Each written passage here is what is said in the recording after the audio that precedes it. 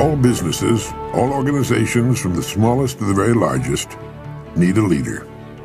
They have their committees, their echelons of command, and perhaps a widely dispersed group of semi-autonomous divisions. But the overall company and each of its divisions must have strong and able leadership. Contrary to popular belief, you do not raise morale in an organization. It filters down from the top. The attitudes of the people working in any organization will always reflect the attitude of the leader, and finally, this leader will always be found to be just one person: the man or woman on the white horse. I'm sure you're aware that even the largest and oldest companies with many thousands of employees and hundreds of management people will, when they find themselves in trouble or not doing as well as they should, seek out one person and place him or her in the position of final authority. The whole company, the board of directors, and perhaps thousands of stockholders all look to this one person for leadership and success. Wherever you find a successful, going concern, whether it's a gas station, a supermarket, a school club, PTA, or a well-organized home, you'll find behind its success an outstanding leader. This is the most valuable person in society. In industry, he or she makes the wheels turn, the entire economy work. This is the person who's been responsible for the growth of nations and their position in the world. The employer of millions, the dreamer, the planner, and a clock to him or her is something that other people watch. You'll find this person working early and late, and when not working, he or she is usually thinking and planning.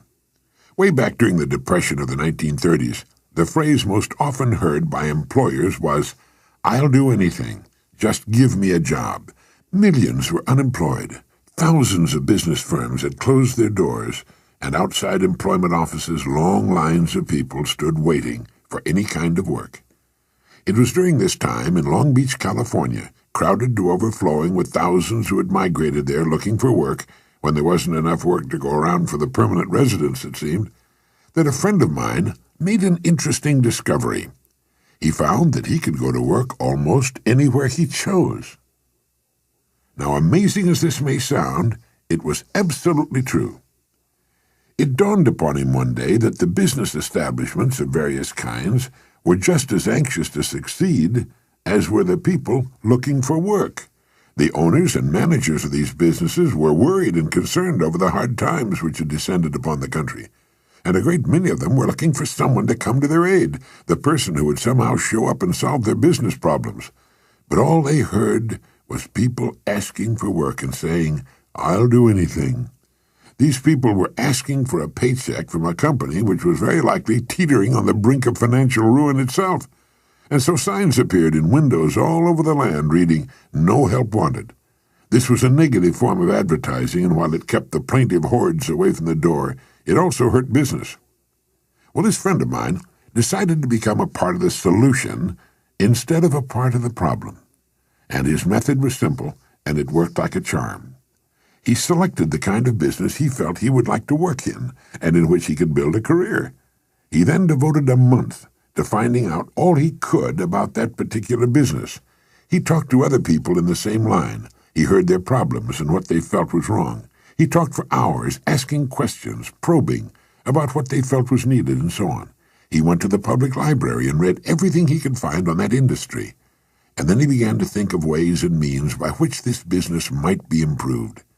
When he was ready and finally made his call on the company for which he had decided to work, instead of asking for a job, he said to the boss something like this: "I believe I know of several ways in which your business can be greatly increased, and I'd like to talk to you about them."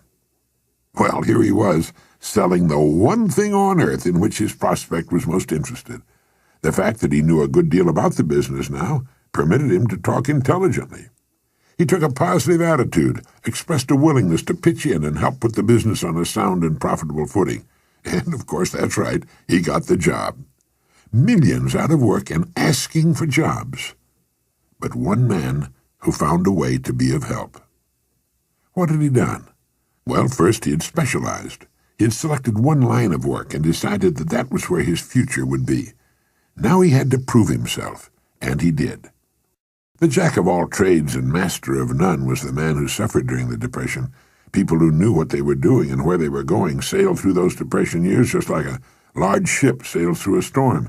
It wasn't as comfortable as it could have been, but at least the crossing was a success. At least they didn't founder. And thousands of businesses actually grew larger and prospered during the Depression.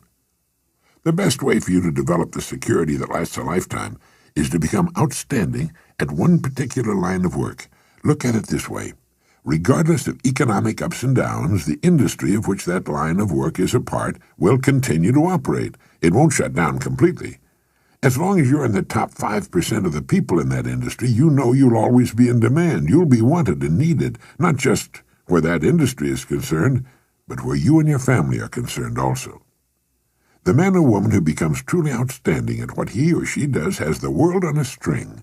Here's the person of confidence and peace of mind. Here's the person who's quietly aware of his or her ability and intimate knowledge of his or her job in particular industry. Here's the homemaker or student who's at the top of the group. They've got it made, and they and everybody else know it. Ask yourself this question: am I now such a person? Down deep inside, you know the answer. If you answered yes, you're among the most fortunate people and in one of the smallest and most elite groups on earth. If your answer was no, it can be turned into a yes in a surprisingly short time. The first step is to make one really big and important decision. It's a decision the great majority of people never make and suffer as a result.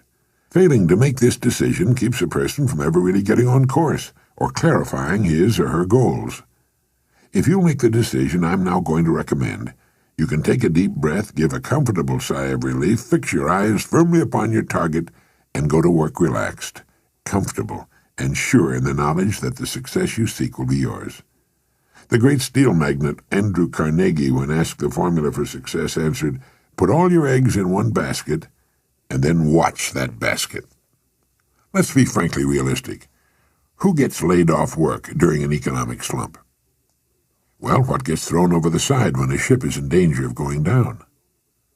Everything not absolutely essential to the operation of the vessel and the safety of its passengers. And it's the same with a business or any other organization. It has to be that way. With a corporation, its main purpose is to remain in business forever.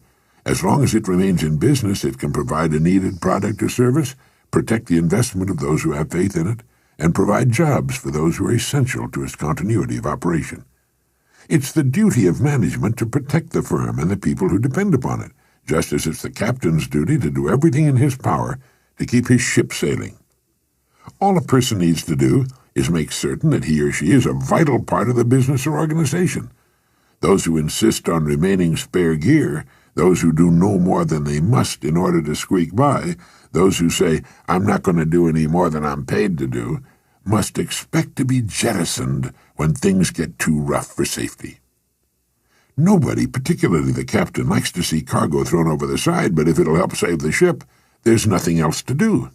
That's why people are laid off. It has nothing to do with management and labor relations or personalities, and in the long run it's best for everyone, since once smooth sailing has again been reached, additional employment can again be made available. So each of us must decide whether we want to be part of the cargo or a member of the crew. It's said that millions suffer today from a malady called panophobia. Panophobia means literally fear of everything. It's an uneasy feeling, a feeling of insecurity that generally manifests itself as a sort of lump of fear that settles right behind the belt buckle, especially on Sunday evenings and on Monday mornings. There's nothing you can put your finger on. It's just an apprehension, a feeling of foreboding. And this extremely unpleasant condition is said to result from the unspoken but realized fact that we're getting credit for more than we're actually doing, or that we're doing less than we could be doing. It's the perfectly natural and normal understanding deep within each of us that there's something basically wrong about getting praise that's not earned, or if you're an employee, being paid for something you're not doing as well as you possibly can. If we have panophobia, running doesn't do any good. We find it follows us on vacation and around the house and yard on weekends. It's inside us, and no matter how fast the jet we board or how exciting the television program we're watching, soon we're aware of it again. Now there's a simple cure for this malady. It's to throw ourselves not out of a window, but into activity, into our work. It's the decision to be worth more than we're being paid. Only in this way can we grow. It's overbalancing the scales in the service we give, knowing that our rewards must follow as a natural result. Anyone who will be honest with himself or herself realizes that he or she has been happiest and most satisfied after having successfully completed a difficult job. A leader is a person who can help and lead others. It's the conscientious mother who wants her children to grow up knowing the rules for success and happiness. It's the father who shows by example that any job worth doing is worth doing well. It's the student who studies to learn, not just to get a grade, who has a mind of his or her own and sets the pace for his or her fellow students. It's the farmer whose farm sets an example in his area, and the small businessman or woman whose business continues to grow and prosper with the passing years. It's the employee who has the good sense to realize that one gets most out of any job by giving loyalty and dedication to the firm that pays his or her wages. A leader is any person who realizes the importance of becoming a bigger and better person with the passing of every day, week, and month. A leader takes the responsibility of his or her own growth, a planner, a thinker, a doer. Each of us can become such a leader in our own area of activity. It's not difficult, and in the long run it's easier for us and on us than what at first may appear to be the easier of two courses. Simply fix your eye upon your goal, visualize it with every ounce of your being, enjoy the prospect of it, and courageously set out toward it. Maintain a cheerful, helpful attitude toward everyone. Why shouldn't you be cheerful, since you know you'll achieve everything you've set your heart upon? Become a kind of sponge for information which will help you on your way. You don't have to waste years making the mistakes others have made before. You'll be surprised at how quickly you'll reach your goal, but don't be impatient. Know and have faith that what should come to you will come to you in the right time. Everything in the world works on the side of the person who works with nature's laws. And above all, if you should forget everything else, remember that everything about you, everything you will ever have, know, experience in any way, operates as a result of law that is true and unchanging, the law of the stars and of the balance of the world. As Emerson wrote, "Let him learn a prudence of a higher strain. Let him learn that everything in nature, even dust and feathers, go by law and not by luck, and that what he sows, he reaps." Look about you. Take stock of your present situation, because it's nothing more nor less than the result of your past sowing. Are you happy with it? Is it what you want? Then you know what you must sow, today and tomorrow and the next day. And in the sowing, rest in the calm, serene, and cheerful certainty that having sown, you will then reap the rich results that come automatically, all the years of your life, the abundant harvest. Now this is Earl Nightingale reminding you that success as a human being in modern society does not come naturally.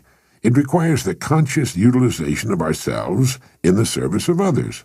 We have our minds, our genetic possibilities, a certain amount of time, and our free will. We belong to the world minority that lives in a free society.